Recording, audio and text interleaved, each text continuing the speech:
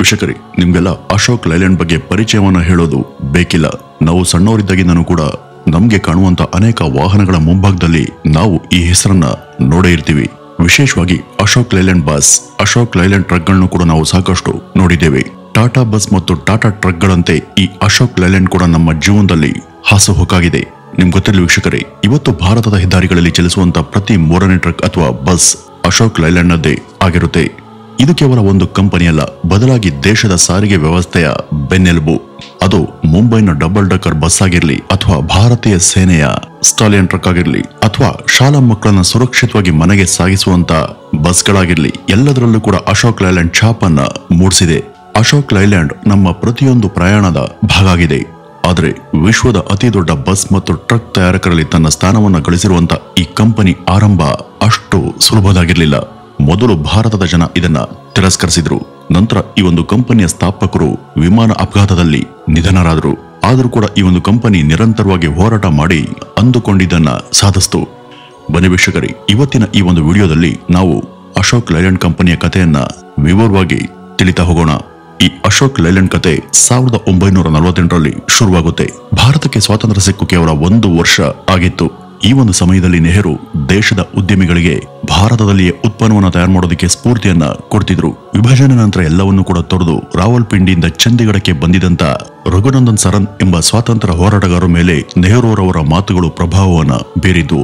ಸ್ವಾತಂತ್ರ್ಯ ಹೋರಾಟದ ಸಮಯದಲ್ಲಿ ಅವರು ಗಾಂಧೀಜಿ ಮತ್ತು ನೆಹರು ಅವರಂತ ನಾಯಕರಿಂದ ತುಂಬಾ ಪ್ರೇರಿತರಾಗಿದ್ರು. ಮತ್ತೆ ಭಾರತಕ್ಕೆ ರಾಜಕೀಯ ಸ್ವಾತಂತ್ರ್ಯ ಮಾತ್ರವಲ್ಲದೆ ಆರ್ಥಿಕ ಸ್ವಾತಂತ್ರ್ಯ ಕೂಡ ಬೇಕು ಅಂತ ಅವರು ನಂಬಿದ್ರು. ಭಾರತವನ್ನ ಸ್ವಾವಲಂಬಿಯಾಗಿ ಮಾಡೋದಕ್ಕೆ ಕೈಗಾರಿಕಾ ಅಭಿವೃದ್ಧಿ ಬಹಳ ಮುಖ್ಯ ಅಂತ ಅರಿತಿದಂತ ರಘುನಂದನ್ ಅವರು ತಮ್ಮ ಚಿಂತನೆಯನ್ನ ಮನಸ್ಸಲ್ಲಿಟ್ಕೊಂಡು ಬಲವಾದಂತ ಸಾರಿಗೆ ವ್ಯವಸ್ಥೆ ದೇಶದ ಬೆಳವಣಿಗೆಗೆ ಬೆನ್ನೆಲುಬು ಅಂತ ಭಾವಿಸಿ ಸಾರಿಗೆ ವಲಯವನ್ನ ಆರಿಸಿಕೊಂಡ್ರು. ವಾಸ್ತವವಾಗಿ ಈ ರಘುನಂದನ್ ರವರ ತಂದೆ ರಾವಲ್ಪಿಂಡಿಯಲ್ಲಿ ಕಾರ್ ವರ್ಕ್ಶಾಪ್ ಅನ್ನ ಹೊಂದಿದ್ರು. ಅಲ್ಲಿ ಅವರು ಬಾಲ್ಯದಿಂದನೂ ಕೂಡ ಕೆಲಸ ಮಾಡ್ತಿದ್ರು. ಮತ್ತೆ ಇಲ್ಲಿಂದಲೇ ಅವ್ರಿಗೆ ವಾಹನಗಳ ಮೇಲಿನ ಪ್ರೀತಿ ಬೆಳೆದಿತ್ತು. ಈಗ ಅವರು ನೆಹರು ಅವರ ದೃಷ್ಟಿಕೋನವನ್ನ ನೋಡಿದಾಗ ನಾವು ಭಾರತದಲ್ಲಿ ನಮ್ಮ ಸ್ವಂತ ವಾಹನಗಳನ್ನ ತಯಾರಿಸಬೇಕು ಮತ್ತು ನಮ್ಮ ಸ್ವಂತ ಬಲದಿಂದ ಭಾರತವನ್ನ ಮುನ್ನಡೆಸಬೇಕು ಅಂತ ನಿರ್ಧರಿಸಿದ್ರು. ಈ ಒಂದು ಆಲೋಚನೆಯನ್ನ ಮನಸ್ಸಲ್ಲಿಟ್ಕೊಂಡು ಅವರು ತಮ್ಮ ಉಳಿತಾಯದ ಹಣ ಮತ್ತು ಕುಟುಂಬದ ಬೆಂಬಲದಿಂದ ದೊಡ್ಡ ಮೊತ್ತದ ಹೂಡಿಕೆಯನ್ನ ಕಲೆಕ್ಟ್ ಮಾಡ್ತಾರೆ. ಸೆಪ್ಟೆಂಬರ್ 7, 1948ರಂದು ರಘುನಂದನ್ ಆಗ ಮದ್ರಾಸ್ ಆಗಿದ್ದಂತ ಚೆನ್ನೈನಲ್ಲಿ ಅಶೋಕ್ ಮೋಟಾರ್ಸ್ ಅನ್ನ ಶುರು ಮಾಡ್ತಾರೆ.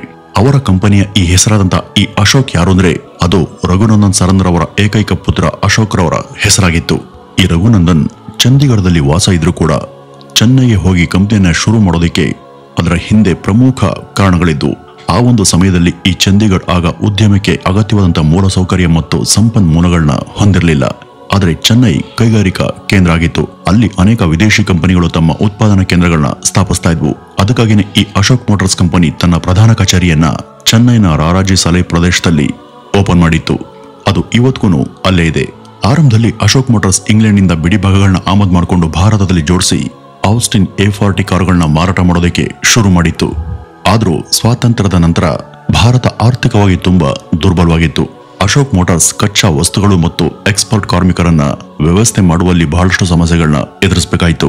ಹಲವು ಬಾರಿ ಹಣಕಾಸಿನ ಕೊರತೆಯಿಂದಾಗಿ ಉತ್ಪಾದನೆ ನಿಲ್ಲುವಂತ ಹಂತದಲ್ಲೂ ಕೂಡ ಇತ್ತು. ಆದ್ರೂ ಕೂಡ ಈ ರಘುನಂದನ್ ರವರು ಹಗಲು ರಾತ್ರಿ ಶ್ರಮಿಸಿ ಭಾರತದಲ್ಲಿ ಕಾರುಗಳನ್ನ ತಯಾರು ಮಾಡೋದಕ್ಕೆ ಶುರು ಮಾಡ್ತಾರೆ. ಕಾರು ತಯಾರಿಕಾ ಕಾರ್ಖಾನೆಯಲ್ಲಿ ಕೆಲಸ ಮಾಡೋದಕ್ಕೆ ಅವರು ಭಾರತೀಯ ಕಾರ್ಮಿಕರಿಗೆ ತರಬೇತಿಯನ್ನು ಕೊಡುವಂತ ಕಾರ್ಯಕ್ರಮಗಳನ್ನು ಕೂಡ ಶುರು ಮಾಡ್ತಾರೆ. ಬ್ರಿಟಿಷ್ ಇಂಜಿನಿಯರ್ಗಳ ಸಹಯೋಗದೊಂದಿಗೆ ಭಾರತೀಯ ಇಂಜಿನಿಯರ್ಗಳು ಮತ್ತು ಮೆಕ್ಯಾನಿಕ್ಗಳಿಗೆ ಎಲ್ಲಾ ಅಗತ್ಯ ತಾಂತ್ರಿಕ ತರಬೇತಿಯನ್ನ ಕೊಡಿಸ್ತಾರೆ. ಬ್ರಿಟಿಷರಿಂದ ತರಬೇತಿ ಹೊಂದಿದ್ರು ಕೂಡ ಉತ್ಪಾದನೆ ಸಮಯದಲ್ಲಿ ಅವರು ಭಾರತೀಯ ರಸ್ತೆಗಳಿಗೆ ಅನುಗುಣವಾಗಿ ಬದಲಾವಣೆಗಳನ್ನ ಮಾಡಿ ಕಾರುಗಳನ್ನ ರಸ್ತೆಗಿಳಿಸ್ತಾರೆ. ಹೀಗಾಗಿ ಅವರ ವ್ಯವಹಾರ ಉತ್ತಮವಾಗಿ ನಡೆಯೋದಿಕ್ಕೆ ಶುರುವಾಗುತ್ತೆ. ಜನ ಭಾರತದಲ್ಲಿ ತಯಾರು ಮಾಡದಂತ ವಾಹನಗಳನ್ನ ನಂಬ್ತಾ ಇರಲಿಲ್ಲ. ಹೆಚ್ಚಿನ ಗ್ರಾಹಕರು ಫೋರ್ಡ್ ಮತ್ತು ಚಿವರ್ಲೆಟ್ ಅಂತ ವಿದೇಶಿ ಬ್ರ್ಯಾಂಡ್ಗಳಿಗೆ ಆದ್ಯತೆ ಕೊಡ್ತಿದ್ರು. ಆದರೆ ರಘುನಂದನ್ ಜನರಿಗೆ ಮನವರಿಕೆಯನ್ನ ಮಾಡಿಕೊಟ್ರು.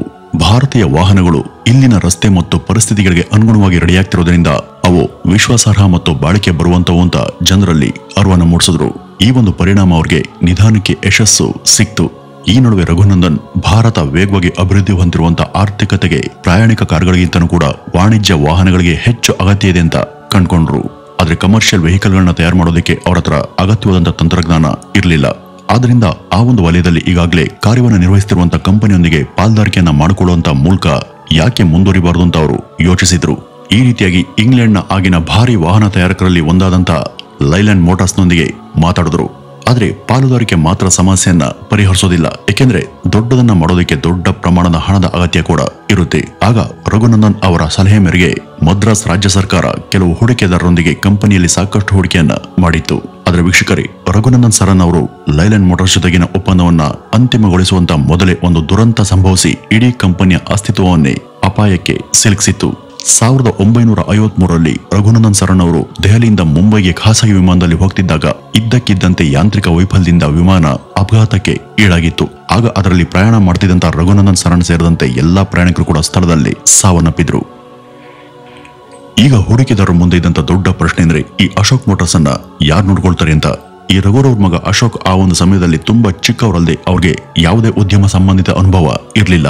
ಈ ಒಂದು ಸಮಸ್ಯೆ ನೋಡಿ ಮದ್ರಾಸ್ ಸರ್ಕಾರ ಮತ್ತು ಷೇರುದಾರರು ಕಂಪನಿಯನ್ನ ತಮ್ಮ ನಿಯಂತ್ರಣಕ್ಕೆ ತೆಗೆದುಕೊಂಡ್ರು.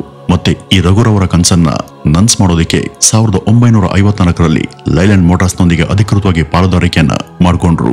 ಈ ಒಂದು ಒಪ್ಪಂದ ಅಂತಿಮಗೊಂಡ ತಕ್ಷಣ ಅಶೋಕ್ ಮೋಟಾರ್ಸ್ ಅನ್ನ ಅಶೋಕ್ ಲೈಲ್ಯಾಂಡ್ ಅಂತ ಮರು ನಾಮಕರಣ ಮಾಡಿದ್ರು. ಕಂಪನಿಯನ್ನ ಮುನ್ನಡೆಸೋದಕ್ಕೆ ಲೈಲ್ಯಾಂಡ್ ಮೋಟಾರ್ಸ್ ಕೆಲವು ಬ್ರಿಟಿಷ್ ತಜ್ಞರನ್ನ ಭಾರತಕ್ಕೆ ಕಳುಹಿಸಿತು. ಅವರು ಭಾರತೀಯ ಉದ್ಯೋಗಿಗಳಿಗೆ ತಾಂತ್ರಿಕ ತರಬೇತಿಯನ್ನ ಕೊಟ್ಟರು. ಭಾರತದ ಕೆಟ್ಟ ರಸ್ತೆಗಳನ್ನ ನೋಡಿ ಅಶೋಕ್ ಲೈಲ್ಯಾಂಡ್ 1954ರಲ್ಲಿ ತನ್ನ ಮೊದಲ heavy duty truck comet truck ಅನ್ನ ಬಿಡುಗಡೆ ಮಾಡಿತು. ಇದು ಎಂತ ರಸ್ತೆಗೂ ಹೊಂದಿಕೊಳ್ಳಬಲ್ಲ ಮತ್ತು 7500 kg ಭಾರವನ್ನ ಹೊತ್ತೊಯ್ಯಬಲ್ಲಂತ ಟ್ರಕ್ ಆಗಿತ್ತು. ವಾಸ್ತವವಾಗಿ ಅಲ್ಲಿವರೆಗೂ ಹೆಚ್ಚಿನ ಟ್ರಕ್ಗಳನ್ನ ಆಮದು ಮಾಡಿಕೊಳ್ಳಲಾಗ್ತಿತ್ತು. ಅವು ತುಂಬಾ ದುಬಾರಿಯಾಗಿದ್ದವು ಮಾತ್ರವಲ್ಲದೆ ಅವುಗಳ ಮೇಂಟೆನೆನ್ಸ್ ಕೂಡ ತುಂಬಾ ದುಬಾರಿಯಾಗಿತ್ತು. ಆದ್ರೆ ಅಶೋಕ್ ಲೈಲ್ಯಾಂಡ್ ಕಾಮೆಟ್ ಟ್ರಕ್ ಈ ಎರಡೂ ಸಮಸ್ಯೆಗಳಿಗೆ ಪರಿಹಾರವನ್ನ ಕೊಟ್ಟಿತ್ತು. ಏಕೆಂದ್ರೆ ಅದು ಆಮದು ಮಾಡಿಕೊಂಡಂತ ಟ್ರಕ್ಗಳಿಗಿಂತ ಕೂಡ ಬಾಳಿಕೆಯಲ್ಲಿ ಉತ್ತಮವಾಗಿತ್ತು. ಜೊತೆಗೆ ಅದರ ಮೇಂಟೆನೆನ್ಸ್ ಕೂಡ ತುಂಬಾ ಅಗ್ಗ ಮತ್ತು ಸುಲಭದಾಗಿತ್ತು.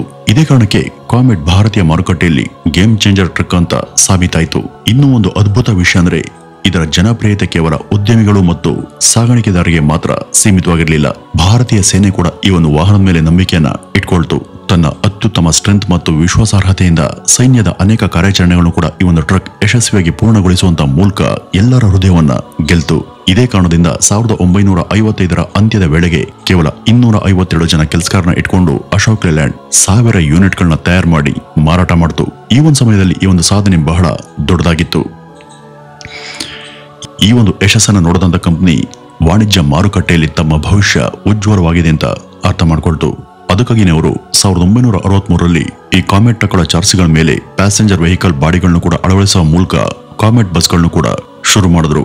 1966ರಲ್ಲಿ ಮಾರುಕಟ್ಟೆ ಅಗತ್ಯತೆಗಳನ್ನ ಅರ್ಥ ಮಾಡಿಕೊಂಡು 10 ಟನ್ ಮತ್ತು 30 ಟನ್ ಭಾರ ಹೊರಬಲ್ಲಂತ ಟ್ರಕ್ಗಳನ್ನ ತಯಾರು ಮಾಡುವಲ್ಲಿ ಅವರು ಯೋಜಿಸಿದರು. ಆದ್ರೆ ಅಂತ ಹೆವಿ ಡ್ಯೂಟಿ ಟ್ರಕ್ಗಳಿಗೆ ಹೆಚ್ಚು ಶಕ್ತಿಶಾಲಿ ಇಂಜಿನ್ಗಳು ಮತ್ತು ಬಲವಾದಂತ ಚಾರ್ಸಿಯ ಅಗತ್ಯ ಇತ್ತು. ಈ ಒಂದು ಸಮಯದಲ್ಲಿ ಭಾರತ ಈ ಒಂದು ಘಟಕಗಳನ್ನ ತಯಾರು ಮಾಡುವಲ್ಲಿ ಸಾಮರ್ಥ್ಯವನ್ನ ಹೊಂದಿರಲಿಲ್ಲ. ಹಾಗಾಗಿ ಅನೇಕ ಪ್ರಮುಖ ಭಾಗಗಳನ್ನ ಆಮದು ಮಾಡಿಕೊಳ್ಬೇಕಿತ್ತು. ಇದು ಟ್ರಕ್ಗಳ ಬೆಲೆಯನ್ನ ಗಮನಾರ್ಹವಾಗಿ ಹೆಚ್ಚಿಸಿತ್ತು. ಇದನ್ನ ಅರ್ಥ ಮಾಡಿಕೊಂಡಂತ ಅಶೋಕ್ ಲೈಲ್ಯಾಂಡ್ ಸಾಧ್ಯವಾದಷ್ಟು ಮಟ್ಟಿಗೆ ಟ್ರಕ್ಗಳ ಅಗತ್ಯ ಭಾಗಗಳನ್ನ ಭಾರತದಲ್ಲಿಯೇ ಉತ್ಪಾದಿಸಬೇಕು ಎಂಬ ದಿಟ್ಟ ನಿರ್ಧಾರವನ್ನ ತಗೊಳ್ತು. ಆದ್ರೆ ಈ ಒಂದು ಕಾರ್ಯ ಅಷ್ಟು ಸುಲಭದಾಗಿರ್ಲಿಲ್ಲ. ಇದಕ್ಕಾಗಿ ಅಶೋಕ್ ಲೈಲ್ಯಾಂಡ್ ಸ್ಥಳೀಯ ಕಂಪನಿಗಳು ಮತ್ತು ಉದ್ಯೋಗಿಗಳಿಗೆ ತರಬೇತಿಯನ್ನು ಕೊಡೋದಕ್ಕೆ ಶುರು ಮಾಡ್ತಾರೆ. ಇದರಿಂದಾಗಿ ಅವರು ದೇಶದ ಒಳಗೆ ಉತ್ತಮ ಗುಣಮಟ್ಟದ ಭಾಗಗಳನ್ನ ತಯಾರಿಸಬಹುದಾಗಿತ್ತು. ಈ ರೀತಿಯಾಗಿ ಕ್ರಮೇಣ ಆಮದು ಮಾಡಿಕೊಳ್ಳುವಂತಹ ಭಾಗಗಳ ಮೇಲೆ ಅವಲಂಬನೆ ಕಡಿಮೆಯಾಗೋದಕ್ಕೆ ಶುರುವಾಯಿತು. ಮತ್ತೆ ಕಂಪನಿಯ ಉತ್ಪಾದನೆ ವೆಚ್ಚ ಕೂಡ ಬಹಳ ಮಟ್ಟಿಗೆ ಕಡಿಮೆ ಆಯಿತು. ಇದಾದ ನಂತರ 1967ರಲ್ಲಿ ಕಂಪನಿ 20ನೇ ವಾರ್ಷಿಕೋತ್ಸವದಂದು Ashok Leyland Titan double decker bus ಅನ್ನ ಬಿಡುಗಡೆ ಮಾಡಿತು. ಮೂಲತಃ ಈ ಒಂದು ಬಸ್ ಅನ್ನ ನಗರ ಸಂಚಾರಕ್ಕಾಗಿ ವಿನ್ಯಾಸಗೊಳಿಸಲಾಗಿತ್ತು. ಅಮೆರಿಕ ಮತ್ತು ತಾಂತ್ರಿಕವಾಗಿ ಮುಂದುವರೆದಂತ ದೇಶಗಳಲ್ಲಿ ಮಾತ್ರ ಕಂಡುಬರ್ತಾ ಇದ್ದಂತ ಡಬಲ್ ಡಕ್ಕರ್ ಬಸ್ ಮುಂಬೈ ಅಂತ ದೊಡ್ಡ ಮತ್ತು ಜನದಟ್ಟಣೆ ಇರುವಂತ ನಗರಗಳಿಗೆ ಒಂದು ವರದಾನ ಆಗಿತ್ತು. ಇದು ಸಂಚಾರ ದಟ್ಟಣೆ ಕಡಿಮೆ ಮಾಡೋದಲ್ಲದೆ ಜನರ ಪ್ರಯಾಣವನ್ನು ಕೂಡ ಮೊದಲಿಗಿಂತ ಹೆಚ್ಚು ಆರಾಮಾಗಿಸಿತ್ತು. ಇವತ್ತಿಗೂ ಮುಂಬೈಯಲ್ಲಿ ಟೈಟನ್ ಸರಣಿಯ ಬಸ್ಗಳನ್ನ ನಾವು ಕಾಣಬಹುದು. ವೀಕ್ಷಕರೇ, ಈ ಒಂದು ಸಮಯದಲ್ಲಿ ಅಶೋಕ್ ಲೈಲ್ಯಾಂಡ್ ಮತ್ತೊಂದು ದೊಡ್ಡ ಸಮಸ್ಯೆಯನ್ನ ಎದುರಿಸಬೇಕಾಯಿತು. ಕಮರ್ಷಿಯಲ್ ವೆಹಿಕಲ್ಗಳಲ್ಲಿ ಇದ್ದಂತ ಮ್ಯಾನ್ಯುವಲ್ ಸ್ಟೇರಿಂಗ್ ಚಾಲಕರಿಗೆ ತುಂಬಾ ಸವಾಲನ್ನ ಒಡ್ತಾ ಇದ್ವು. ಚಿಕ್ಕ ವಾಹನಗಳನ್ನ ಹೇಗಾದ್ರೂ ಮಾಡಿ ನಿರ್ವಹಿಸಬಹುದಿತ್ತು. ಆದ್ರೆ ದೊಡ್ಡ ಮತ್ತು ಭಾರವಾದಂತ ವಾಣಿಜ್ಯ ವಾಹನಗಳನ್ನ ಚಾಲನೆ ಮಾಡುವಾಗ ಸ್ಟೇರಿಂಗ್ ತಿರುಗಿಸೋದು ತುಂಬಾ ಕಷ್ಟ ಆಗ್ತಿತ್ತು. ವಿಶೇಷವಾಗಿ ವಾಹನಗಳನ್ನ ತಿರುಗಿಸಬೇಕಾದಾಗ ಚಾಲಕರು ಪೂರ್ಣ ಬಲವನ್ನ ಬಳಸಬೇಕಿತ್ತು. ಈ ಒಂದು ಸಮಸ್ಯೆಯನ್ನ ಪರಿಹರಿಸೋದಕ್ಕೆ ಅಶೋಕ್ ಲೈಲ್ಯಾಂಡ್ 1969ರಲ್ಲಿ ಮೊದಲ ಬಾರಿಗೆ ಪವರ್ ಸ್ಟೇರಿಂಗ್ ಅನ್ನ ಪರಿಚಯ ಮಾಡಿತು. ಇದು ಆ ಕಾಲದ ಒಂದು ದೊಡ್ಡ ಮೈಲಿಗಲ್ಲು ಅಂತಾನೆ ಕರೆಸ್ಕೊಳ್ತು. ಈ ಒಂದು ಸಮಯದಲ್ಲಿ ಭಾರತೀಯ ಸಶಸ್ತ್ರ ಪಡೆಗಳು ಪರ್ವತ, ಮರುಭೂಮಿ ಅಥವಾ ಯಾವುದೇ ತೀವ್ರ ಹವಾಮಾನ ಪರಿಸ್ಥಿತಿಗಳು ಮತ್ತು ಯುದ್ಧದ ಕಠಿಣ ಸಂದರ್ಭಗಳಲ್ಲಿ ನಿಲ್ಲದೆ ಓಡಬಲ್ಲಂತ ಟ್ರಕ್ ಕೊರತೆಯನ್ನ ಎದುರಿಸ್ತಾ ಇದ್ವು. ಆಗ ಈ ಅಶೋಕ್ ಲೈಲ್ಯಾಂಡ್ ಕಂಪನಿ ಭಾರತೀಯ ಸೇನೆಗಾಗಿ ಈ ಎಲ್ಲಾ ನಿರ್ಣಾಯಕ ಪರಿಸ್ಥಿತಿಗಳನ್ನ ಸುಲಭವಾಗಿ ನಿಭಾಯಿಸಬಲ್ಲಂತ ವಿಶೇಷ ಟ್ರಕ್ ಅನ್ನ ವಿನ್ಯಾಸಗೊಳಿಸೋದಕ್ಕೆ ಶುರು ಮಾಡಿತು. ಮರುಭೂಮಿ, ಹಿಮಭರಿತ ಪ್ರದೇಶಗಳು, ಎತ್ತರದ ಪರ್ವತಗಳು, ಕಡಿದಾದಂಥ ರಸ್ತೆಗಳು, ಹೀಗೆ ಎಲ್ಲ ಕಡೆ ಹಲವು ಸಲ ಪರೀಕ್ಷೆ ಮಾಡಿ ಸಾಕಷ್ಟು ಬದಲಾವಣೆ ಮಾಡ್ತಾ ಕೊನೆಗೆ 1970ರಲ್ಲಿ ಹಿಪ್ಪೋ ಟ್ರಿಪ್ಪರ್ ಎಂಬ ಒಂದು ಟ್ರಕ್ ಅನ್ನ ಬಿಡುಗಡೆ ಮಾಡಿತು. ಇದು ಭಾರತೀಯ ಸೇನೆ ಕಾರ್ಯಾಚರಣೆ ಸಾಮರ್ಥ್ಯವನ್ನ ಹೆಚ್ಚಿಸಿತ್ತು. ಆದರೆ 1973ರಲ್ಲಿ ಮತ್ತೊಂದು ಸಮಸ್ಯೆ ಎದುರಾಯಿತು. ಈ ಲೈಲ್ಯಾಂಡ್ ಮೋಟಾರ್ಸ್ ಅಶೋಕ್ ಲೈಲ್ಯಾಂಡ್ ಜೊತೆಗಿನ ಮೈತ್ರಿಯನ್ನ ಕಳೆದುಕೊಳ್ತು. ಆದರೆ ಪಾಲುದಾರಿಕೆ ಕೊನೆಗೊಂಡ್ರು ಕೂಡ ಅಶೋಕ್ ಲೈಲ್ಯಾಂಡ್ ಎಂಬ ಒಂದು ಹೆಸರನ್ನ ಉಳಿಸ್ಕೊಳ್ತು. ಏಕೆಂದ್ರೆ ಅದು ಕೇವಲ ಹೆಸರಾಗಿರದೆ ಕಂಪನಿಯ ಗುರುತಾಗಿತ್ತು. ಈ ಒಂದು ಕಷ್ಟದ ಸಮಯದಲ್ಲಿ ಅಶೋಕ್ ಲೈಲ್ಯಾಂಡ್ ಹೊಸದನ್ನ ಆವಿಷ್ಕರಿಸುವಂತ ತನ್ನ ಅಸ್ತ್ರವನ್ನ ಇಟ್ಕೊಂಡೆ ಹೋರಾಟವನ್ನ ಮುಂದುವರಿಸಿತು. ಹಾಗಾಗಿ 1976ರ ವರ್ಷ ಅಶೋಕ್ ಲೈಲ್ಯಾಂಡ್ಗೆ ಉತ್ತಮ ವರ್ಷವಾಗಿಯೇ ಪರಿಣಮಿಸಿತು. ಆ ವರ್ಷ ಸಾರ್ವಜನಿಕ ಸಾರಿಗೆ ಹೆಚ್ಚುತ್ತಿರುವಂತಹ ಅಗತ್ಯವನ್ನು ಅರ್ಥ ಮಾಡಿಕೊಂಡು ಕಂಪನಿ ವೈಕಿಂಗ್ ಬಸ್ ಅನ್ನ ಪರಿಚಯಿಸಿತು. ಈ ಒಂದು ಬಸ್ಸಿನ ವಿಶೇಷ ಲಕ್ಷಣ ಏನಂದ್ರೆ ಅದರ ಬಾಳಿಕೆ ಮತ್ತು ಇಂಧನ ದಕ್ಷತೆ ಅದ್ಭುತವಾಗಿತ್ತು. ಈ ಕಾರಣಕ್ಕೆ ಇದು ಶಾಲಾ ಕಾಲೇಜುಗಳಿಗೆ ಮತ್ತು ಸರ್ಕಾರಿ ಸಾರಿಗೆ ವ್ಯವಸ್ಥೆಗಳಲ್ಲಿ ಸೂಪರ್ ಹಿಟ್ ಆಯಿತು. ಅದಷ್ಟೇ ಅಲ್ಲದೆ 1978ರಲ್ಲಿ ಕಂಪನಿ ಚೀತಾ ಬಸ್ ಅನ್ನ ಬಿಡುಗಡೆ ಮಾಡಿತು. ಇದು ಭಾರತದ ಮೊದಲ ಹಿಂಭಾಗದ ಇಂಜಿನ್ ಬಸ್ ಆಗಿತ್ತು. ಇದರ ಇಂಜಿನ್ ಹಿಂಭಾಗದಲ್ಲಿರೋದ್ರಿಂದ ಆಸನಗಳಿಗೆ ಸ್ಥಳ ಕೂಡ ಹೆಚ್ಚಾಯಿತು. ಮುಂಭಾಗದ ಇಂಜಿನ್ ಬಸ್ಗಳಲ್ಲಿ ಇಂಜಿನ್ ಮುಂಭಾಗದಲ್ಲಿ ಇರೋದ್ರಿಂದ ಆಸನಗಳಿಗೆ ಸ್ಥಳ ಕಡಿಮೆ ಇರ್ತಾ ಇತ್ತು ಮತ್ತು ಸ್ಥಿರತೆ ಕೂಡ ಸ್ವಲ್ಪ ಕಡಿಮೆ ಇರ್ತಾ ಇತ್ತು. ತನ್ನ ಅದ್ಭುತ ಬಸ್ಗಳ ಯಶಸ್ಸಿನ ನಂತರ ಕಂಪನಿ ಚೆನ್ನೈ ಬಳಿಯ ಹೊಸೂರಲ್ಲಿ ಒಂದು ಪ್ರೊಡಕ್ಷನ್ ಪ್ಲಾಂಟ್ ಅನ್ನ ಎಸ್ಟಾಬ್ಲಿಷ್ ಮಾಡಿತು. ಇಲ್ಲಿ ಅಶೋಕ್ ಟಸ್ಕರ್ ಮತ್ತು ಅಶೋಕ್ ಟೋರಸ್ ನಂತ ಕಮರ್ಷಿಯಲ್ ವೆಹಿಕಲ್ಗಳನ್ನ ಲಾಂಚ್ ಮಾಡಿತು. ನಂತರ 1982ರಲ್ಲಿ ಮಹಾರಾಷ್ಟ್ರದ ಬಂಡಾರ್ ನಗರದಲ್ಲಿ ಮತ್ತೊಂದು ಪ್ಲಾಂಟ್ ಅನ್ನ ಸ್ಥಾಪನೆ ಮಾಡಿ ಅಲ್ಲಿ ಗೇರ್ ಬಾಕ್ಸ್ ಅನ್ನ ಅಸೆಂಬಲ್ ಮಾಡತೊಡಗಿದ್ರು. ರಾಜಸ್ಥಾನದ ಆಲ್ವಾರ್ ನಗರದಲ್ಲೂ ಕೂಡ ಒಂದು ಪ್ಲಾಂಟ್ ಅನ್ನು ಹಾಕಿ ಅಲ್ಲಿ ಪ್ರಯಾಣಿಕ ವಾಹನಗಳ ಚಾರ್ಸಿಸ್ ಅನ್ನ ತಯಾರು ಮಾಡಿದ್ರು. ತದನಂತರ ಅದೇ ಒಂದು ಬೆಳವಣಿಗೆಯನ್ನ ಕಾಯ್ದುಕೊಳ್ತಾ 1980ರಲ್ಲಿ ಅಶೋಕ್ ಲೈಲ್ಯಾಂಡ್ ಜಪಾನ್ನ ಜನಪ್ರಿಯ ಕಂಪನಿ ಹೀನೋ ಮೋಟಾರ್ಸ್ನೊಂದಿಗೆ ಒಪ್ಪಂದವನ್ನ ಮಾಡಿಕೊಳ್ತು. ಈ ಒಂದು ಒಪ್ಪಂದ ಅಶೋಕ್ ಲೈಲ್ಯಾಂಡ್ನ ಒಂದು ಮಹತ್ವದ ತಿರುವಂತಾನೆ ಸಾಬೀತಾಯಿತು. ಏಕೆಂದ್ರೆ ಇದ್ರ ಮೂಲಕ ಜಪಾನ್ನಲ್ಲಿ ಬಹಳ ಯಶಸ್ವಿ ಆದಂತ ಹೀನೋ ಮೋಟಾರ್ಸ್ನ H ಸರಣಿಯ ಇಂಜಿನ್ ತಂತ್ರಜ್ಞಾನವನ್ನು ಅದು ಪಡೆಯಿತು. ಅದೇ ವರ್ಷದಲ್ಲಿ ಕಂಪನಿ ಭಾರತೀಯ ಸೇನೆಗಾಗಿ ವಿಶೇಷವಾಗಿ ವಿನ್ಯಾಸಗೊಳಿಸಲಾದಂತ ಸ್ಟಾಲಿಯನ್ ಎಂಬ ಮತ್ತೊಂದು ದೊಡ್ಡ ಟ್ರಕ್ ಅನ್ನ ಬಿಡುಗಡೆ ಮಾಡಿತು. ಹಿಮಾಲಯದ ಎತ್ತರದ ಪರ್ವತಗಳಾಗ್ಲಿ, ರಾಜಸ್ಥಾನದ ಮರುಭೂಮಿಗಳಾಗ್ಲಿ ಅಥವಾ ದೂರದ ಗಡಿ ಪ್ರದೇಶಗಳಲ್ಲಿ ಹಾಗೂ ಎಂಥದ್ದೇ ಕಠಿಣ ಪರಿಸ್ಥಿತಿಯಲ್ಲೂ ಕೂಡ ಸ್ಟಾಲಿಯನ್ ಟ್ರಕ್ ಉತ್ತಮವಾಗಿ ಕಾರ್ಯವನ್ನ ನಿರ್ವಹಿಸ್ತಾ ಇತ್ತು. ಆದ್ರೆ ವೀಕ್ಷಕರೇ, ಅಂತ ಅದ್ಭುತ ವಾಹನಗಳನ್ನ ಹೊಂದಿದ್ರು ಕೂಡ ಅಶೋಕ್ ಲೈಲ್ಯಾಂಡ್ 1980ರಲ್ಲಿ ಅನೇಕ ತೊಂದರೆಗಳನ್ನ ಎದುರಿಸಿತು. ಏಕೆಂದ್ರೆ ಟಾಟಾ ಮೋಟಾರ್ಸ್ ಮತ್ತು ಅಂತಹುದೇ ಅನೇಕ ಭಾರತೀಯ ಬ್ರಾಂಡ್ಗಳು ವೇಗವಾಗಿ ಬೆಳೀತಾ ಇದ್ವು. ಇದರಿಂದಾಗಿ ಅಶೋಕ್ ಲೈಲ್ಯಾಂಡ್ ಕಠಿಣ ಸ್ಪರ್ಧೆಯನ್ನ ಎದುರಿಸೋದಕ್ಕೆ ಶುರುವಾಯಿತು. ಹಾಗೇನೆ ಜಾಗತಿಕ ಆರ್ಥಿಕ ಹಿಂಜರಿತ ವಾಣಿಜ್ಯ ವಾಹನ ಉದ್ಯಮದ ಮೇಲೂ ಕೂಡ ಆಳವಾದಂತ ಪರಿಣಾಮವನ್ನ ಬೀರ್ತು. ತದನಂತರ ಕಾಲಕ್ರಮೇಣ ಪರಿಸ್ಥಿತಿ ತುಂಬಾ ಹದಗೆಡ್ತು. ಈ ಅಶೋಕ್ ಲೈಲ್ಯಾಂಡ್ ಭಾರಿ ಸಾಲದಲ್ಲಿ ಮುಳುಗ್ತು. ಆಗ ಆಪ್ತ ಮಿತ್ರನಂತೆ ಬಂದದ್ದು ಹಿಂದುಜಾ ಗ್ರೂಪ್. ಬ್ಯಾಂಕಿಂಗ್, ಹಣಕಾಸು, ಇಂಧನ, ಆರೋಗ್ಯ ರಕ್ಷಣೆ ಮತ್ತು ಆಟೋಮೊಬೈಲ್ ಕ್ಷೇತ್ರಗಳಲ್ಲಿ ದೊಡ್ಡ ಹೆಸರಾಗಿದ್ದಂತಹ ಹಿಂದುಜಾ ಗ್ರೂಪ್ ಅಶೋಕ್ ಲೈಲ್ಯಾಂಡ್ ಅನ್ನ ಪ್ರವೇಶ ಮಾಡಿತು. 1982ರಲ್ಲಿ ಫಿಯೆಟ್ ಗ್ರೂಪ್ ಐವೆಕೋ ಕಂಪನಿಯೊಂದಿಗೆ ಹಿಂದುಜಾ ಗ್ರೂಪ್ ಅಶೋಕ್ ಲೈಲ್ಯಾಂಡ್ ನಲ್ಲಿ ಬಹುಪಾಲು ಶೇರ್ ಅನ್ನ ಖರೀದಿ ಮಾಡಿತು. ಅವರ ಆಗಮನದಿಂದ ಅಶೋಕ್ ಲೈಲ್ಯಾಂಡ್ ಹೆಚ್ಚಿನ ಲಾಭವನ್ನ ಪಡೆದುಕೊಳ್ತು. ಏಕೆಂದ್ರೆ ಅದರ ತಾಂತ್ರಿಕ ಪರಿಣಿತಿಯ ಸಹಾಯದಿಂದ ಅಶೋಕ್ ಲೈಲ್ಯಾಂಡ್ ಅಂತಾರಾಷ್ಟ್ರೀಯ ಮಾರುಕಟ್ಟೆಯಲ್ಲಿ ಬಲವಾದ ನೆಲೆಯನ್ನ ಗಳಿಸಿತು ಮತ್ತೆ ಭಾರತದಲ್ಲಿ ತನ್ನ ಅಸ್ತಿತ್ವವನ್ನ ವಿಸ್ತರಿಸಿಕೊಳ್ತು. 1990ರಲ್ಲಿ ಅಶೋಕ್ ಲೈಲ್ಯಾಂಡ್ ಹೊಸೂರಿನಲ್ಲಿ ತನ್ನ 2ನೇ ಪ್ಲಾಂಟ್ ಅನ್ನ ಶುರು ಮಾಡಿತು. ಇದನ್ನು ವಿಶೇಷವಾಗಿ ಸೇನಾ ವಾಹನಗಳ ತಯಾರಿಕೆಗಾಗಿ ಸ್ಥಾಪಿಸಲಾಯಿತು.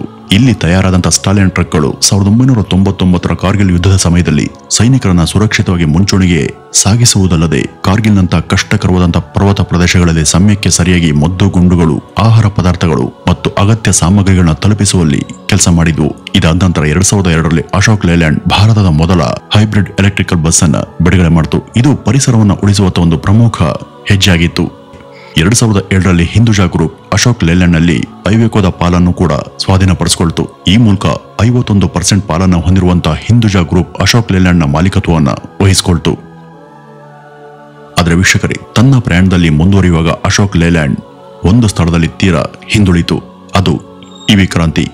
ಇತರೆ ಕಂಪನಿಗಳು ವಿದ್ಯುತ್ ವೆಹಿಕಲ್ಗಳತ್ತ ಹೋಗ್ತಿರುವಾಗ ಈ ಅಶೋಕ್ ಲೈಲ್ಯಾಂಡ್ ಇನ್ನೂ ಕೂಡ ತನ್ನ ಹಳೆಯ ಡೀಸೆಲ್ ತಂತ್ರಜ್ಞಾನದಲ್ಲಿ ಸಿಕ್ಕಾಕೊಳ್ತು. ಟಾಟಾ ಮೋಟಾರ್ಸ್ ತನ್ನ ಮೊದಲ ಎಲೆಕ್ಟ್ರಿಕ್ ಬಸ್ ಅನ್ನ ಬಿಡುಗಡೆ ಮಾಡಿತ್ತು ಮತ್ತೆ ಮಹೀಂದ್ರ ಕೂಡ ಕಮರ್ಷಿಯಲ್ ಎಲೆಕ್ಟ್ರಿಕ್ ವಾಹನ ಕ್ಷೇತ್ರವನ್ನ ಪ್ರವೇಶ ಮಾಡಿತು. ಆದರೆ ಅಶೋಕ್ ಲೈಲ್ಯಾಂಡ್ ತನ್ನ ಹಳೆಯ ಗತಿಯಲ್ಲಿ ಸಾಕ್ತಿತ್ತು. ಗ್ರಾಹಕರು ಪರಿಸರ ಸ್ನೇಹಿ ವಾಹನಗಳತ್ತ ಮುಖ ಮಾಡಿದ್ರು. ಅಂತ ಪರಿಸ್ಥಿತಿಯಲ್ಲಿ ಕಂಪನಿ ಬದಲಾಗ್ತಿರುವಂತಹ ಟ್ರೆಂಡ್ ನೊಂದಿಗೆ ಹೋಗದಿದ್ರೆ ಒಂದಿನ ನಾವು ಅನಾಮಧೇಯರಾಗ್ತೀವಿ ಅಂತ ಅರ್ಥಕೊಳ್ತು. ಅದಕ್ಕಾಗಿನೇ ಜುಲೈ 18, 2017ರಂದು ಅಶೋಕ್ ಲೈಲ್ಯಾಂಡ್ ಸನ್ ಮೊಬಿಲಿಟಿ ಜೊತೆ ಪ್ರಮುಖ ಮೈತ್ರಿಗೂ ಸಹಿಯನ್ನ ಹಾಕ್ತು.